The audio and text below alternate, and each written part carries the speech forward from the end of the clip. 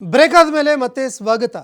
BJP ಹಾಗೂ JDS ನಿಯೋಗ ಧರ್ಮಸ್ಥಳ ಭೇಟಿ ವಿಚಾರಕ್ಕೆ ಸಂಬಂಧಪಟ್ಟಂತೆ ಬಿಜೆಪಿ ಹಾಗೂ ಜೆಡಿಎಸ್ನವರಿಗೆ ಜನತೆಯ ಬಗ್ಗೆ ಇಚ್ಛಾಶಕ್ತಿ ಏನಾದರೂ ಇದ್ದಿದ್ದೇ ಆದರೆ ಕರ್ನಾಟಕ ರಾಜ್ಯಕ್ಕೆ ಹಣಕಾಸಿನ ನೆರವು ಕೊಡಿಸಲಿ. ಕೇಂದ್ರ ಸರ್ಕಾರದಿಂದ ನಮ್ಮ ಕರ್ನಾಟಕ ರಾಜ್ಯಕ್ಕೆ ಹಣಕಾಸಿನ ನೆರವು ಕೊಡಿಸಲಿ. ಧರ್ಮಸ್ಥಳಕ್ಕೂ ಕೂಡ ಅವರು ಹಣಕಾಸಿನ ನೆರವನ್ನು ಕೊಡಿಸಲಿ. ಬೆಂಗಳೂರಿನಲ್ಲಿ ಡಿಸಿಎಂ ಡಿಕೆ ಶಿವಕುಮಾರ್ ಹೇಳಿಕೆ ಕೊಟ್ಟಿದ್ದಾರೆ. ಮೇಕೆದಾಟು ಮಹದಾಯಿ ವಿಚಾರದಲ್ಲಿ ನ್ಯಾಯ ಕೊಡಿಸಲಿ. ಬೆಂಗಳೂರಿನ ಅಭಿವೃದ್ಧಿಗೆ ದುಡ್ಡು ಕೊಡಿಸುವಂಥದ್ದನ್ನು ಮಾಡಲಿ. ಬಿಜೆಪಿ ಎಲ್ಲ ಎಂಪಿಗಳನ್ನು ಕರೆದುಕೊಂಡು ಹೋಗಿ ದೆಹಲಿಯಲ್ಲಿ ಹೋರಾಟ ಮಾಡಬೇಕೇ ಹೊರತು ಧರ್ಮಸ್ಥಳಕ್ಕೆ ಹೋದರೆ ಅವ್ರಿಗೆ ಏನೂ ಸಿಗೋದಿಲ್ಲ. ಬಿಜೆಪಿ ಹಾಗೂ ಜೆಡಿಎಸ್ ವಿರುದ್ಧ ಡಿಸಿಎಂ ಡಿಕೆ ಶಿವಕುಮಾರ್ ವಾಗ್ದಾಳಿ ನಡೆಸಿದ್ದಾರೆ.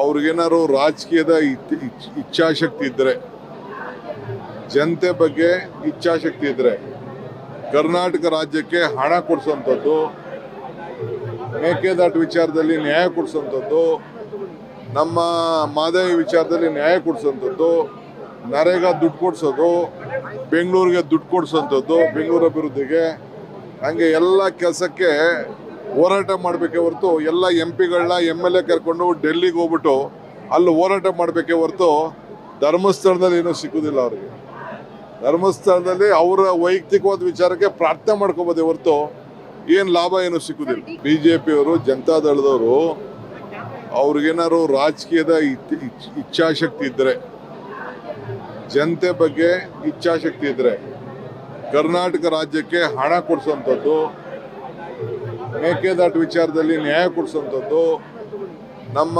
ಮಾದರಿ ವಿಚಾರದಲ್ಲಿ ನ್ಯಾಯ ಕೊಡಿಸುವಂಥದ್ದು, ನರೇಗಾ ದುಡ್ಡು ಕೊಡಿಸೋದು, ಬೆಂಗಳೂರಿಗೆ ದುಡ್ಡು ಕೊಡಿಸುವಂಥದ್ದು, ಬೆಂಗಳೂರು ಅಭಿವೃದ್ಧಿಗೆ, ಹಂಗೆ ಎಲ್ಲ ಕೆಲಸ